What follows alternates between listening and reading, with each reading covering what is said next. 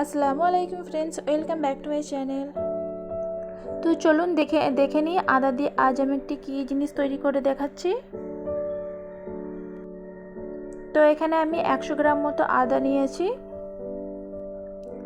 তো আদাটাকে আমি পুড়িয়ে নেব, তার জন্য এখানে একটা জালি মতো নিয়েছি। আপনারা চাইলে সরাসরি গ্যাসের মধ্যে দিয়েও পুড়িয়ে নিতে পারেন। তো এখানে আমি গ্যাস চুলো জ্বালিয়ে দিয়ে আদাটাকে খুব ভালো করে উল্টে পাল্টে পুড়িয়ে নেব।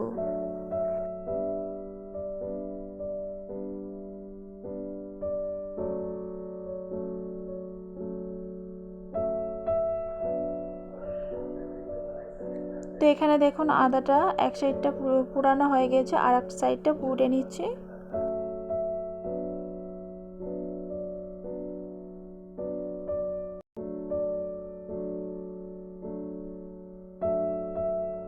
তো এখানে আদাগুলো আমার পুরানো হয়ে গেছে। এবার আদার ওপরের যে স্কিনটা আছে সেটাকে আমি খুব ভালো করে পরিষ্কার করে নেব।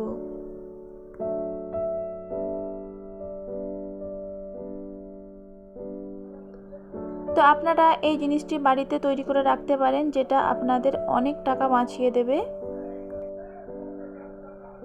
তো দেখুন আমি আদাটা খুব ভালো করে ওপরে যে ছালটা আছে সেটাকে পরিষ্কার করে ছোট করে একটু কেটে নিয়েছি। তো এবারে আমি একটা ছোট হামানদিস্তা নিয়েছি।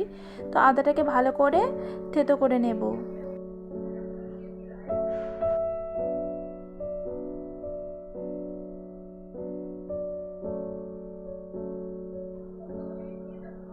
তো আদাটা দেখবেন থেতো করতে করতে আদার মধ্যে অনেকটা রস বেরিয়ে আসছে।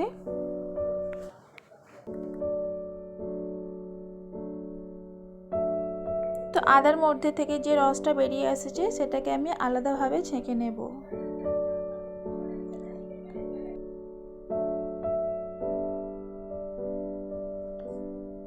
তো এখানে আমি আদার রসটা খুব ভালো করে দেখুন বের করে নিয়েছি, আর এতটা পরিমাণে আদাটা তো রসটা বেরিয়েছে।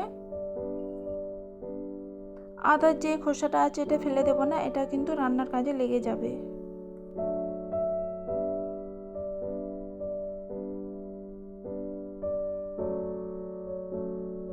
তো এটাকে আমি আলাদা করে সরিয়ে রেখে দিলাম। আর এখানে দেখুন এতটা মতো আদার জুস বেরিয়েছে। তো একটা হাঁড়ি নিয়েছি, আর এখানে আমি দিয়ে দিলাম হাফ কাপ মতো চিনি। তো গ্যাসের ফ্লেমটাকে মিডিয়ামে রেখে এখানে অ্যাড করে দিলাম 4-5টা মতো লবঙ্গ। তো চিনিটা দেখুন গলতে শুরু করে দিয়েছে, আর একটা দারুণ সুন্দর ফ্লেভার বেরোচ্ছে। তো এখানে আমি দিয়ে দিলাম আদার রসটাকে।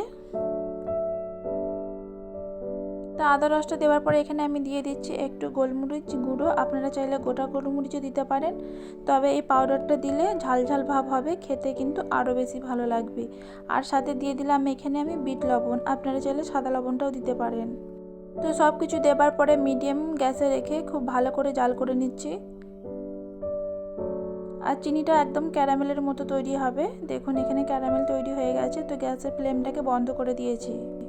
তো এবারে আমি এটা একটা প্লেটের মধ্যে তেল মাখিয়ে নিয়েছি। এগুলো অল্প অল্প করে আমি দিয়ে তৈরি করে নিচ্ছি। তো এইভাবে আপনারা একটা কন্টেনারের মধ্যে ভরে রাখতে পারেন, এটা অনেক উপকারিতা। তো কাশি গলা খুসখুস করলে আপনারা এটা মুখে দিয়ে অনেকক্ষণ খেতে পারেন, চকলেটের মতো। দ্রুত দেখবেন ঠিক হয়ে যাবে। ভিডিওটি কেমন লাগলো অবশ্যই কমেন্ট বক্সে কমেন্ট করে জানাবেন। ভালো লাগলে লাইক কমেন্ট শেয়ার। ভিডিওটিকে আর বেশি বড় করলাম না, এখানেই শেষ করলাম। আল্লাহ হাফিজ।